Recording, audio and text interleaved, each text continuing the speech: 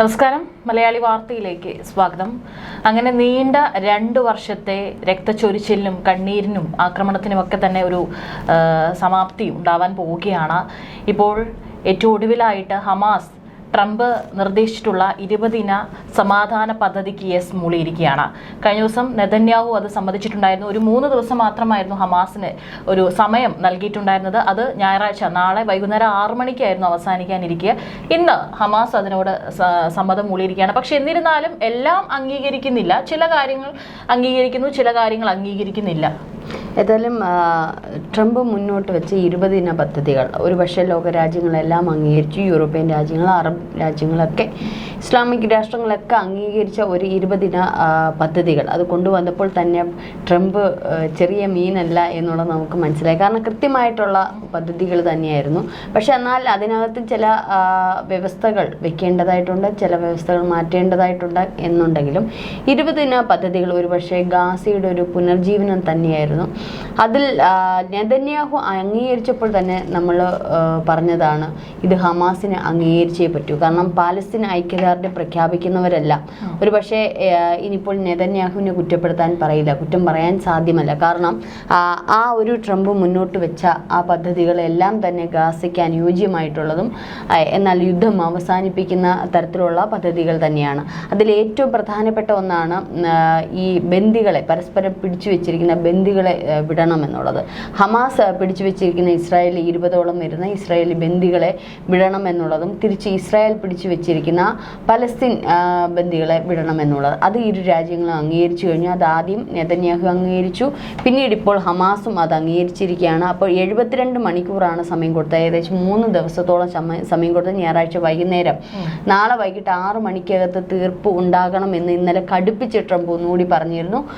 Hamas ആ ഒരു തീർപ്പിലേക്ക് വന്നില്ല എന്നുണ്ടെങ്കിൽ അതിൻ്റെ ഭവിഷ്യത്ത് വളരെ ഭയാനകമായിരിക്കും. നിലവിലുള്ളതുപോലെ ആയിരിക്കില്ല, തുരത്തി തരിപ്പണമാക്കും, ഞങ്ങൾ മുച്ചൂട് തകർക്കും എന്നുള്ള ട്രംപിൻ്റെ ഒരു ആഹ്വാനമാണ്. അതിൽ ഹമാസിന് പിടിച്ചു നിൽക്കാൻ പറ്റില്ല. കാരണം ഒരു 2 ദിവസമൊക്കെ പിടിച്ചു നിന്നു, പക്ഷേ ഒരു തീരുമാനമാകില്ല എന്നുള്ളൊരു തരത്തിൽ വന്നപ്പോഴാണ് ഹമാസ് ഇത്തരത്തിലുള്ളൊരു പ്രഖ്യാപനം നടത്തിയത്. ഏതായാലും അതിന് ഖത്തറിൻ്റെ ഒരു ഇടപെടലുണ്ട്. ഖത്തർ ഏതായാലും ഹമാസുമായിട്ടുള്ളൊരു ചർച്ചയ്ക്കൊക്കെ ഖത്തർ, ഈജിപ്റ്റൊക്കെ ഒരു ഇടപെടൽ ഉള്ളത് കൊണ്ട് തന്നെയാണ് ഇത്ര പെട്ടെന്ന് അതിവേഗം ഹമാസിന് ഒരു തീരുമാനത്തിലേക്ക് എത്തേണ്ടതായിട്ട് വന്നത്. ഹമാസ് നേരത്തെ ഇത്തരത്തിൽ ബന്ദികളെ വിടാമെന്ന് പറഞ്ഞു, പക്ഷേ അത് ഭാഗികമായിട്ടാണ്. പക്ഷേ ഈ ഇസ്രായേൽ പറയുന്നത് പൂർണ്ണമായും ബന്ദികളെ ഇനി മോചിപ്പിക്കും, ഇനി ഒരു ബന്ദി പോലും ഹമാസിൻ്റെ കൈകളിൽ വെക്കാൻ ഞങ്ങൾ അനുവദിക്കില്ല എന്നുള്ള തരത്തിൽ. ഇനി ബന്ദികളെ വിട്ടില്ല എന്നുണ്ടെങ്കിൽ ഇത്തരത്തിലാണ് നിങ്ങളുടെ പോക്കെങ്കിൽ ഞങ്ങൾ മുച്ചൂട് തകർത്തിട്ടേ ഇനി പിന്മാറൂ എന്നുള്ള നെതന്യാഹുവിൻ്റെ കടുപ്പീര്.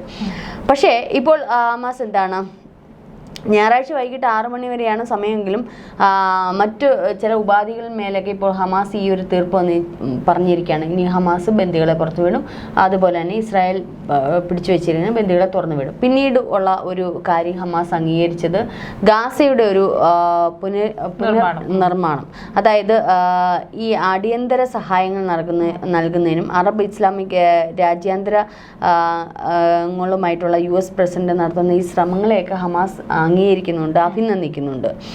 മാത്രമല്ല ജീവിച്ചിരിക്കുന്നവരും മരിച്ചവരുമായിട്ടുള്ള എല്ലാ ബന്ദികളെയും തുറന്നുവിടാൻ തങ്ങൾ തയ്യാറാണെന്നും ഹമാസ് അറിയിക്കുന്നു.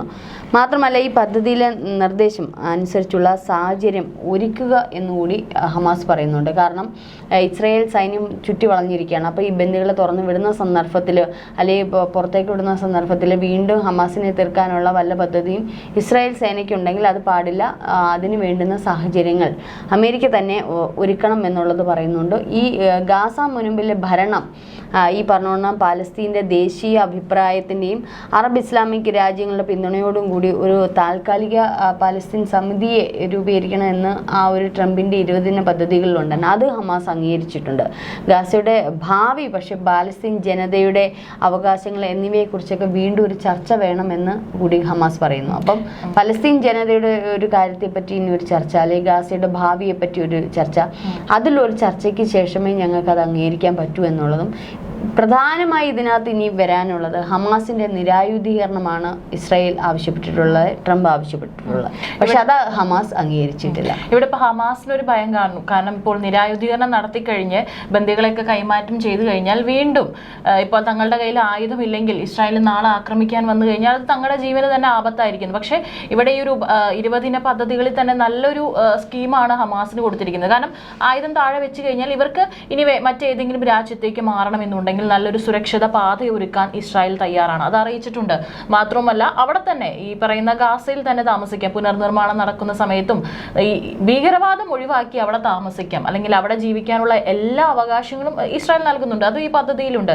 അല്ലാതെ ഒരിക്കലും ഇപ്പൊ നമുക്കറിയാം, ഇപ്പൊ ഇന്ത്യയിലടക്കം ഇപ്പോൾ ഒരുപാട് മാവോയിസ്റ്റുകളാണ് കീഴടങ്ങുന്നത്. നമ്മുടെ അമിത്ഷാ പറഞ്ഞിട്ടുണ്ട്, ഒരു ഇത്ര വർഷത്തിനുള്ളിൽ തന്നെ ഇവിടെ നിന്ന് സമ്പൂർണ്ണമായി മാവോയിസ്റ്റുകളെ ഇതാക്കുന്നത്. അപ്പോൾ ഒരുപാട് കഴിഞ്ഞ ദിവസം കൂടെ കണ്ടു, ഇത്ര 103 മാവോയിസ്റ്റുകളാണ് ഛത്തീസ്ഗഡിൽ കീഴടങ്ങിയത്. അവരെ കീഴടങ്ങുന്നതിനോടൊപ്പം തന്നെ അവർക്ക് നല്ലൊരു വിദ്യാഭ്യാസം, അതുപോലെ തന്നെ അവരുടെ കുടുംബത്തിനൊക്കെ കുട്ടികൾക്കാണെങ്കിലും നല്ല വിദ്യാഭ്യാസം, അവർക്ക് നല്ല രീതിയിൽ ജീവിക്കാനുള്ള എല്ലാ സൗകര്യങ്ങളും ഒരുക്കുന്നുണ്ട്. അതേ ഒരു പാത തന്നെയാണ് ഇവിടെ. അതായത് ഹമാസ് ഇപ്പോൾ ആയുധം വെച്ച് കീഴടങ്ങുകയാണെങ്കിൽ തന്നെ അവർക്ക് നല്ല രീതിയിൽ അവിടെ ജീവിക്കാനുള്ള, ഭീകരവാദം ഒഴിവാക്കി ജീവിക്കാനുള്ള എല്ലാ അവകാശങ്ങളും അവിടെ ഇസ്രായേൽ നൽകുന്നുണ്ട്. പിന്നെ മറ്റൊരു കാര്യം എന്ന് പറഞ്ഞപ്പോൾ ഹമാസ് ഇപ്പോൾ ആയുധം താഴെ വെക്കാൻ സമ്മതിക്കുകയാണെങ്കിൽ തന്നെ അവിടെ ഇപ്പോൾ ഹിസ്ബുള്ളയുടെ ഇപ്പോൾ ഒരു വിവരമില്ല. പക്ഷെ ഹൂത്തികൾ ഇതേപോലെ ചെങ്കടൽ വഴി പോകുന്ന കപ്പലുകൾക്ക് നേരെയുള്ള ആക്രമണം ഇപ്പോഴും നടന്നുകൊണ്ടിരിക്കുകയാണ്. അവർക്കുള്ള ആയുധങ്ങളൊക്കെ നൽകുന്നത് അല്ലെങ്കിൽ പൂർണ്ണ പിന്തുണ നൽകുന്നത് ഇറാനാണെന്ന് കൃത്യമായിട്ട് അറിയാം. ഇറാൻ ആണെങ്കിൽ അവിടെ അവരുടെ ആണവ സമ്പുഷ്ടീകരണമൊക്കെ തന്നെ വീണ്ടും അവിടെ വലിയ രീതിയിൽ അത് നടത്തിക്കൊണ്ടിരിക്കുകയാണ്. അപ്പോൾ താൽക്കാലികമായിട്ട് ഒരു ശാന്തതയും സമാധാനം വന്നാൽ കൂടി പറയാൻ പറ്റില്ല. കാരണം ഈ ഹൂത്തികൾ അവിടെയുണ്ട്. പക്ഷെ അത് ഈ പറഞ്ഞ പോലെ ട്രംപിന്റെ അടുത്ത് ഇതൊക്കെ ഒന്ന് ഇവിടെ സമാധാനമായി കഴിഞ്ഞാൽ അടുത്ത ലക്ഷ്യം ഒരു പക്ഷേ ഹൂത്തികൾ തന്നെയായിരിക്കും. കാരണം ഇപ്പോൾ അതുവഴി പോകുന്ന എല്ലാ കപ്പലുകൾക്ക് നേരെ നിരന്തരം ഹൂത്തികൾ ഈ പറയുന്ന ഭീഷണി മുഴക്കിക്കൊണ്ടിരിക്കുകയാണ്. ഒരു കപ്പലുകൾക്ക് ഇപ്പോൾ അതുവഴി സുരക്ഷിതമായിട്ട് പോകാൻ സാധിക്കുന്നില്ല. അതുകൊണ്ട് ഇവിടെ എല്ലാം ഒന്ന് സെറ്റായി കഴിഞ്ഞാൽ അടുത്തത് ഹൂത്തികൾ തന്നെയായിരിക്കും എന്നുള്ള കാര്യത്തിൽ യാതൊരു സംശയവും വേണ്ട. ഏതായാലും ഇത്തരത്തിൽ ഹമാസ് അത്ര വേഗം നിരായുധീകരണം അംഗീകരിക്കുമോ എന്നുള്ളത് അറിയില്ല. അതിനെപ്പറ്റി ഇപ്പോൾ ട്രംപും ചർച്ച ചെയ്യുന്നില്ല, നെതന്യാഹു അതിനെപ്പറ്റി പറയുന്നില്ല. പക്ഷേ അത്യാവശ്യം ഇപ്പോൾ ട്രംപിന് ആവശ്യം എന്ന് പറയുന്നത് ഈ പറഞ്ഞോണം ഇസ്രായേലിൻ്റെ ആവശ്യം ബന്ദികളെ മോചിപ്പിക്കുക എന്നുള്ളതാണ്. നിരായുധീകരണം ഹമാസ് അംഗീകരിക്കില്ല. ഹമാസ് അത്ര വേഗമൊന്നും ഗസയിൽ നിന്ന് പോവില്ല. മാവോയിസ്റ്റുകൾ എന്ന് പറഞ്ഞാൽ എത്രയോ വർഷക്കാലങ്ങൾ ഇപ്പോഴും തുടരുന്നു എന്നുള്ളത് നമ്മൾ ചിന്തിക്കേണ്ടിയിരിക്കും. അപ്പോൾ ഇവരൊന്നും ഈ തീവ്രവാദികളൊന്നും അത്ര വേഗമൊന്നും രാജ്യം വിട്ടൊന്നും പോകില്ല. അവർ വീണ്ടും കൂന പോലെ ഇങ്ങനെ വന്നുകൊണ്ടേയിരിക്കും. അപ്പോൾ തീർച്ചയായിട്ടും നിരായുധീകരണം അവർ അംഗീകരിക്കുമോ എന്നുള്ളത് അറിയില്ല. പക്ഷെ അവർക്ക് അംഗീകരിച്ചേ പറ്റൂ. കാരണം ഹമാസ് അത്രത്തോളം നിലം കെട്ട ഒരവസ്ഥയിലേക്ക് പോയിരിക്കുന്നു. തൽക്കാലം ഒരു നിരായുധീകരണം എന്നുള്ള രീതിയിൽ ഇസ്രായേലിൻ്റെ അല്ലെങ്കിൽ ട്രംപിൻ്റെ ഈ ഒരു പദ്ധതി അംഗീകരിച്ചുകൊണ്ട് തന്നെ ഒരു പക്ഷേ ഹമാസ് അവിടെ നിലകൊള്ളും. പക്ഷെ പിന്നീട് അവരുടെ പ്ലാൻ എന്താണ്? വീണ്ടും ഈ പറയുന്നത് പോലെ ഇപ്പൊ തൽക്കാലത്തേക്കൊന്ന് മാറി നിന്നുകൊണ്ട്, കാരണം ഭൂരിഭാഗം ആൾക്കാരും മരണപ്പെട്ടു. ഇനി അവിടെ ഇവർക്ക് നയിക്കാൻ വേറെ ആൾക്കാരില്ല. ആൾബലം കുറഞ്ഞതുകൊണ്ട് രാഷ്ട്രതലവനെ തലപ്പത്തേക്ക് കൊണ്ടുവരാൻ പോലും ഭയമാണ്. മാത്രമല്ല പലസ്തീൻ ജനത ഇവരെ കൊണ്ട് പൊറുതിമുട്ടിയിരിക്കുക. അപ്പൊ ജനങ്ങൾ തന്നെ ഇപ്പോൾ തെരുവിൽ ഇറങ്ങിയിരിക്കുകയാണ്. മാത്രമല്ല ലോകരാജ്യങ്ങളുടെ മുമ്പിൽ ഇനി ഹമാസിന് പിടിച്ചിരിക്കാൻ പറ്റില്ല. ഇതുവരെ ഒരു സപ്പോർട്ടർ ഉണ്ടായിരുന്നു, പലസ്തീൻ ഗാസയോടെ ഉള്ള ഒരു സപ്പോർട്ടൊക്കെ ഉണ്ടായിരുന്നു. പക്ഷേ ഇനി അത് നടക്കില്ല എന്നുള്ളത് മനസ്സിലായി. അപ്പോൾ തീർച്ചയായിട്ടും ഒരു വല്ലാത്തൊരു പ്രതിസന്ധിയിലാണ് ഹമാസ് ഇപ്പോൾ ഉള്ളത്. ഒരു എന്താ പറയുന്നത്, പുകച്ച് പുറത്ത് ചാടിക്കുക എന്നുള്ളൊരു ഇതുണ്ടല്ലോ, പുകഞ്ഞ് അങ്ങേയറ്റം ശ്വാസം മുട്ടിയിരിക്കുന്ന ഒരവസ്ഥയിലാണ് ഹമാസ്. അപ്പോൾ തീർച്ചയായിട്ടും അവർക്ക് ഇത് അംഗീകരിച്ചേ പറ്റൂ. അംഗീകരിക്കുന്ന ഒരു ഘട്ടത്തിലേക്ക് വരുന്നുണ്ട്. അതിന് ട്രംപും അനുകൂലമായിട്ടുള്ള കാര്യങ്ങളാണ് ചെയ്യുന്നത്. അതിന് ഖത്തർ ഉൾപ്പെടെയുള്ള രാജ്യങ്ങൾ, അറബ് രാജ്യങ്ങളുടെ ഒരു പിന്തുണ ഇസ്രായേലിൽ നിന്ന് ട്രംപിന് കിട്ടിയിട്ടുണ്ട്. ഒപ്പം നെതന്യാഹു ഉണ്ട്. പക്ഷേ നെതന്യാഹു അവിടുന്ന് വരുന്ന ചില വാർത്തകൾ എന്ന് പറഞ്ഞാൽ നെതന്യാഹു ഇതിൽ ഭയങ്കരമായിട്ട് ആശ്ചര്യപ്പെട്ടിരിക്കുകയാണെന്ന്. അദ്ദേഹം ഈ ഒരു കാര്യത്തിൽ, ഹമാസിൻ്റെ ഈ ഒരു കാര്യത്തിൽ തൃപ്തനല്ല. അത് ഇനിയും ചോര കുടിച്ചിട്ട് മാറാത്ത ഒരു പിശാചിനെ പോലെ ആയോ ട്രംപ് എന്നുള്ളത് മനസ്സിലായി. ഇനി എന്നും ചോര കണ്ടേ ഉണർന്ന് എഴുന്നേക്കാവൂ എന്നുള്ളൊരു ചിന്തയാണോ ഈ പറയുന്ന നെതന്യാഹുവിനും ഉള്ളതെന്നുള്ളത് നമുക്കറിയില്ല. ഏതായാലും അദ്ദേഹം അത്ര തൃപ്തനല്ല എന്നുള്ളതാണ് വരുന്ന വാർത്തകൾ, സൂചനകൾ. കാരണം ഹമാസ് ഇത് അംഗീകരിച്ചപ്പോൾ മുതൽ അദ്ദേഹത്തിന് അതത്ര കൊണ്ട് അദ്ദേഹം പ്രത്യേകിച്ചൊന്നും പക്ഷെ ബന്ദികളെ വിട്ടയക്കുന്നതുമായിട്ട് ബന്ധപ്പെട്ട് നെതന്യാഹുവിൻ്റെ ഔദ്യോഗിക തലത്തിൽ നിന്ന് ഒക്കെ ഒക്കെ അവരത് അംഗീകരിച്ചിട്ടുണ്ട്, തിരിച്ച് പലസ്തീൻ ബന്ദികളെ വിട്ടുകൊടുക്കുമെന്നുള്ളത്. പക്ഷെ മറ്റുള്ള കാര്യങ്ങൾ, നിരായുധീകരണം ഒക്കെ ഉള്ള കാര്യങ്ങളുമായിട്ടൊന്നും അത്ര തൃപ്തനല്ല നെതന്യാഹു. ഇനി എന്തായാലും ട്രംപുമായിട്ടുള്ള ചർച്ചകളും ഒക്കെ ഇപ്പം തൽക്കാലം ബന്ദികളെ വിട്ടുകൊടുക്കുന്നതിലൂടെ താൽക്കാലികമായിട്ട് ഇപ്പോൾ എന്തായാലും യുദ്ധം നിർത്തിവെക്കാൻ സാധ്യതയുണ്ട് നാളെ മുതൽ. മാത്രമല്ല ബന്ദികളെ വിട്ടുകൊടുക്കുമ്പോൾ നമുക്കറിയാലോ ഈ ഒരു വഴി വളരെയധികം സൂക്ഷിക്കേണ്ടതായിട്ടുണ്ട്. അപ്പം അത്തരത്തിൽ തൽക്കാലത്തേക്ക് യുദ്ധമെല്ലാം നിർത്തിവെക്കാൻ ശ്രമിക്കുകയാണ്. അങ്ങനെയാണെങ്കിൽ ഗാസയുടെ ഒരു പുനർജീവനം ഇനി നമുക്ക് അധികം വിദൂരമല്ല. അവിടുത്തെ കുഞ്ഞുങ്ങൾ ഇപ്പോൾ തന്നെ നമുക്ക് കേരളത്തിൽ നിന്ന് കിട്ടിയ ഒരു വാർത്തയാണ്, സ്കൂളിൽ കോൽക്കളിയല്ല അതുകൊണ്ടായിരുന്നു, അല്ലാതെ ഒരു മൈം കളിച്ചു, ഗാസ അനുകൂലമായിട്ടുള്ള ഒരു മൈം കളിച്ചപ്പോൾ പ്രധാന അധ്യാപകർ വന്ന് പെട്ടെന്ന് കർക്കനിടുകയും എന്നിട്ട് കുട്ടികളെ പുറത്താക്കുകയും മർദ്ദിക്കുകയൊക്കെ ചെയ്തു. ഇന്നിപ്പോൾ MSFന്റെ വലിയ പ്രതിഷേധമൊക്കെ നടക്കുകയാണ്. വീണ്ടും അത് കുട്ടികൾ കളിക്കണം എന്നുള്ളൊരു രീതിയിലേക്ക് വരികയാണ്. ഇപ്പം തീർച്ചയായിട്ടും നമ്മളൊന്ന് മനസ്സിലാക്കേണ്ടതുണ്ട്, പലസ്തീൻ്റെ വിഷയവുമായി ഇപ്പം രാജ്യാന്തര തരത്തിലുള്ള നയതന്ത്ര പരിപാടികളൊക്കെ ഇസ്രായേലിന് അനുകൂലമായിട്ട് തന്നെ നമ്മൾ നിൽക്കുന്നുണ്ട്. ഇസ്രായേൽ നമുക്കൊരു ദോഷവും ചെയ്തിട്ടില്ല, എപ്പോഴും നല്ലത് മാത്രമേ ചെയ്തിട്ടുള്ളൂ. ഇസ്രായേലിൻ്റെ ഭാഗത്തു നിന്ന് നോക്കുമ്പോൾ ഇസ്രായേലിൻ്റെ നിലനിൽപ്പാണ് അവർ കാണിക്കുന്നത്. കാരണം ഇപ്പം നമ്മളാണെങ്കിലും നമ്മുടെ രാജ്യത്താണെങ്കിലും തീവ്രവാദികൾ പാകിസ്ഥാൻ ഇത്തരത്തിൽ ഇങ്ങോട്ട് വന്നു കഴിഞ്ഞാൽ നമ്മൾ ആ രാജ്യത്ത് ചുട്ടരിച്ചിട്ടേ അടങ്ങത്തുള്ളൂ. കാരണം നമ്മുടെ ജനങ്ങളുടെ നിലനിൽപ്പ്, നമുക്ക് കുട്ടികളുണ്ട്, അപ്പം അവനവൻ്റെ നിലനിൽപ്പല്ലേ നോക്കേണ്ടതുള്ളൂ. അപ്പം അത് തന്നെയാണ് ആ കൊച്ചു രാഷ്ട്രം ഇസ്രായേൽ ചെയ്തത്.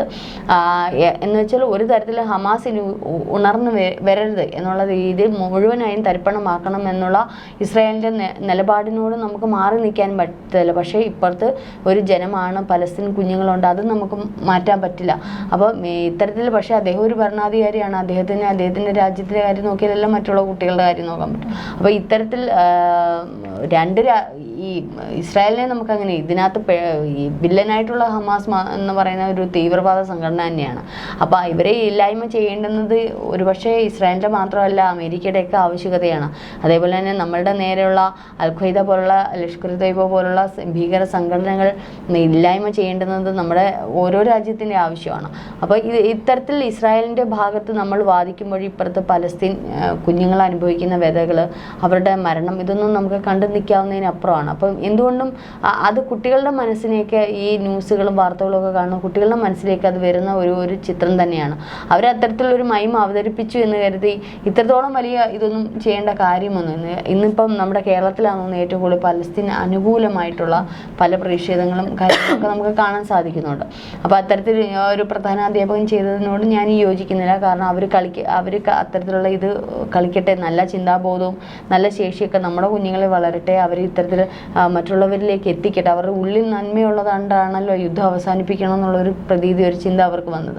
ആ ബോധം എപ്പോഴും എല്ലാ മനുഷ്യനും നല്ലത് തന്നെയാണ്. ഏതായാലും ഗാസ ഒരു പുതിയൊരു ഗാസയായിട്ട് വരാൻ നമ്മൾക്കും ആശിക്കാം. അവിടുത്തെ കുഞ്ഞുങ്ങൾ ഇനിയെങ്കിലും വെടിയുടെ അല്ലെങ്കിൽ ഈ പറയുന്ന ബോംബുകളുടെ ഒന്നും ശബ്ദമില്ലാണ്ട് സമാധാനത്തിൽ അവർ എന്നെങ്കിലും കിടന്നുറങ്ങണേ എന്ന് നമ്മളും ആഗ്രഹിക്കുന്നുണ്ട്. അവിടുത്തെ ഓരോ കുഞ്ഞുങ്ങളെ ഓർത്ത് നമുക്കും പ്രാർത്ഥിക്കാനേ പറ്റും. പക്ഷേ എത്രയും വേഗം ഇത് അവസാനിപ്പിക്കട്ടെ. നമ്മൾ ട്രംപിനെ പറ്റി എപ്പോഴും കോമഡിയായിട്ടൊക്കെ നമ്മൾ പറയുന്നുണ്ട്. ഈ കാര്യത്തിൽ അദ്ദേഹം എടുത്ത ഒരു തീരുമാനത്തിന് നമ്മൾ വലിയൊരു കയ്യടി തന്നെ കൊടുക്കേണ്ടി വരും. സമാധാനത്തിന് നൊബേൽ സമ്മാനം ഒരുപക്ഷെ കരസ്ഥമാട്ടെ. അതേപോലെ തന്നെ യുക്രൈൻ റഷ്യ യുദ്ധവും അവസാനിപ്പിക്കണം. യുദ്ധമൊന്നും ഒന്നിനും പരിഹാരമല്ല. എത്രയും വേഗം ഗാസ പൂർണ്ണമായും സ്വതന്ത്രമാവണം. മാത്രമല്ല ഈ ഒക്ടോബർ 7 ഇനി ആ ഒരു ദിവസത്തിന് 3 ദിവസമുള്ള അതിന് മുൻപ് തന്നെ ഒരു വലിയൊരു നടപടി അല്ലെങ്കിൽ വലിയൊരു നീക്കം നടന്നതിന് തീർച്ചയായിട്ടും നടക്കാം. അത്തരത്തിൽ നമുക്ക് വരുന്ന സൂചനകളെല്ലാം അത്തരത്തിലാണ്. കാരണം ഇനിയിപ്പോൾ ഹമാസിന് നിരായുധീകരണം മാത്രമായി ഉള്ള ഒരു പ്രശ്നമായിട്ട് വരുന്നത്. അതൊരു പക്ഷേ ഹമാസിനെ അവിടെ നിരായുധീകരണം വേണ്ട, നിങ്ങൾ ഇവിടുന്ന് രാജ്യം വിട്ടു പോകണം എന്നുള്ളൊരു രീതിയിലൊക്കെ വരുവാണെങ്കിൽ എത്തരത്തിലാണ് ചർച്ചകൾ പോകുന്നത് എന്നുള്ളത് അറിയില്ല. ഹമാസ് അധികം ആൾക്കാരൊന്നും ഇല്ല, അത്രത്തോളം ആൾക്കാരൊന്നുമില്ല. കാരണം ഇവരിപ്പോൾ ഖത്തറിന് തന്നെ ഒരു തലവേദനയാണ്, എല്ലാ രാജ്യങ്ങൾക്കും ഇവരൊരു തലവേദനയാണ്.